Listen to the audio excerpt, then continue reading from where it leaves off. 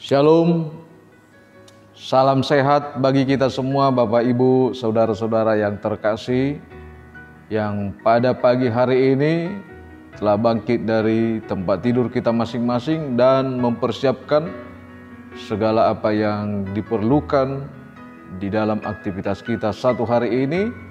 Namun sebelum kita melakukan segala aktivitas kita, saya mau mengajak kita semua untuk bersyukur kepada Tuhan melalui firman-Nya. Sebelum kita mendengarkan firman-Nya, mari kita berdoa.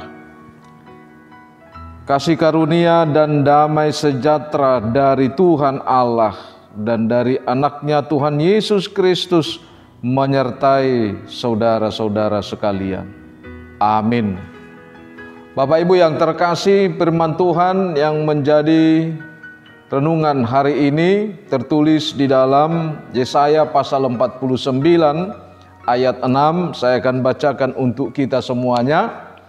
Aku akan memaksa orang-orang yang menindas engkau memakan dagingnya sendiri, dan mereka akan mabuk minum darahnya sendiri, seperti orang mabuk minum anggur baru, supaya seluruh umat manusia mengetahui bahwa Aku Tuhan adalah juru selamatmu dan penebusmu yang maha kuat, Allah Yakub. Demikian firman Tuhan. Jemaat yang terkasih, dalam situasi menderita atau terbuang, lepas apa kita akan membahas apa dan bagaimana kenapa umat itu terbuang. Namun pada saat dan situasi penderitaan yang berat akibat terbuang itu, Allah mau menyatakan kasih-Nya kepada umat-Nya melalui pembelaannya dan rencananya akan umat itu, bahwa Allah itu tidak pernah ingkar janji kepada umat yang dikasihi dan yang mengasihinya, kepada umat yang berbalik dan percaya kepadanya, seperti apa yang dikatakan di dalam Keluaran 6 ayat 6 itu. Aku akan mengangkat kamu menjadi umatku, dan aku akan menjadi Allahmu, supaya kamu mengetahui bahwa Akulah Tuhan Allahmu yang membebaskanmu dari kerja paksa orang Mesir. Artinya sesuatu yang baik itu sudah lebih dulu datangnya dari Tuhan. Allah telah membangun tongkat vertikal untuk membuat satu jalan atau kompas bahwa Allah kita itu telah menjadi Allah kita dan kita menjadi umatnya.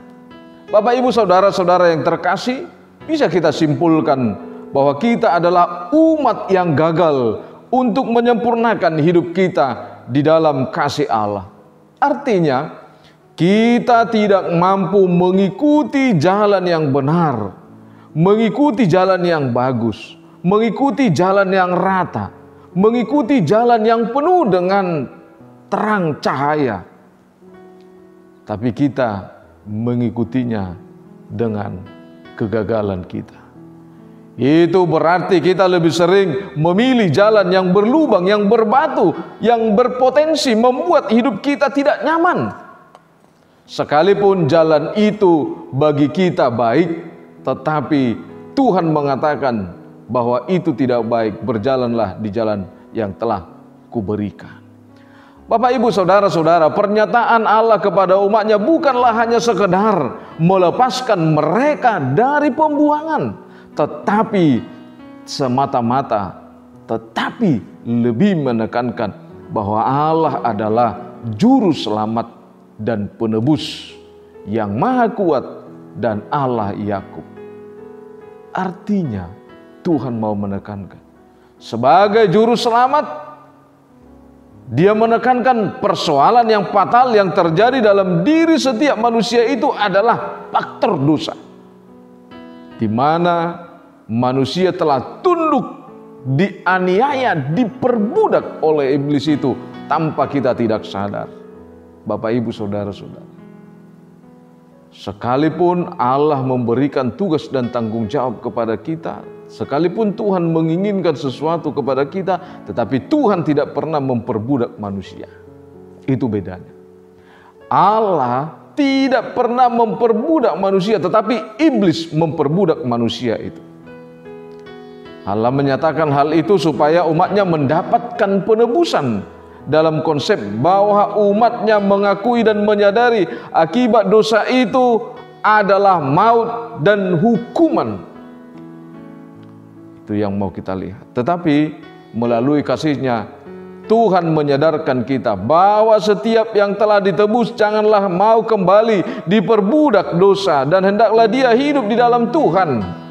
Sebagaimana dikatakan dalam firman Tuhan di Roma 8 ayat 14, semua orang yang dipimpin Roh Allah adalah anak Allah. Karena itu berhentilah dipimpin oleh keinginan-keinginan pikiranmu, kekuatanmu dan hawa nafsumu, tetapi berikanlah hidupmu dipimpin oleh Roh Kudus. Karena itu tentu kita akan bertanya, bagaimana dengan pribadi kita? Apakah pribadi kita sudah hidup dipimpin oleh Roh Tuhan? Memang sekilas kita mengaku kita adalah anak Allah, namun kenyataannya kita tidak rela dipimpin oleh Roh Allah dan hidup di dalam Allah. Kita bertolak belakang, kita memberontak dari genggaman kasih sayang Tuhan itu. Dengan tegas firman Tuhan mengatakan di dalam Matius 6 ayat 24, tak seorang pun dapat mengabdi kepada dua tuan, karena jika demikian ia akan membenci yang seorang dan mengasihi yang lain, atau ia akan setia kepada yang seorang dan tidak mengindahkan yang lain. Demikian dengan hidup kita.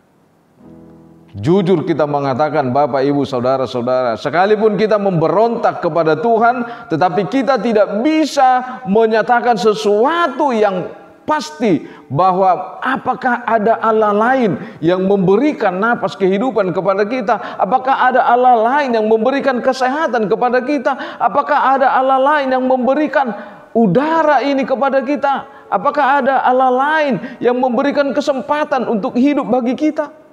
Justru itu, Bapak, Ibu, Saudara-saudara, janganlah berpaling kepada Tuhan. Sebagaimana kebaikan Tuhan itu Dia nyatakan pada pagi ini kepada kita. Dia mengatakan, aku akan memaksa orang-orang yang menindas engkau memakan dagingnya sendiri, dan mereka akan mabuk minum darahnya sendiri, supaya orang mabuk itu minum seperti orang mabuk minum anggur baru. Biarlah melalui kasih Kristus, kasih Allah dalam kehidupan kita, setiap orang-orang yang menindas, yang membenci orang-orang yang melakukan kebenaran, orang-orang pengikut Kristus itu, diperbaharui hidupnya seperti apa yang dikatakan di dalam firman Tuhan di Roma 12 ayat 2 itu.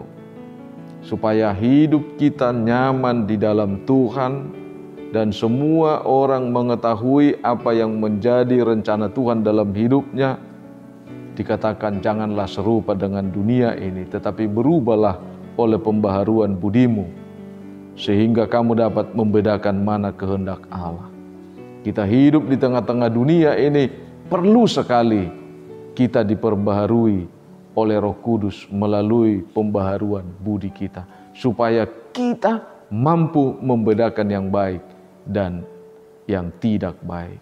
Artinya, Bapak, Ibu, Saudara-saudara, biarlah Roh Kudus yang mengubah hidupmu, supaya kita mampu melakukan yang terbaik, seperti apa yang dikatakan di dalam Galatia 5 ayat 25 itu, jikalau kita hidup oleh Roh, baiklah hidup kita juga dipimpin oleh Roh.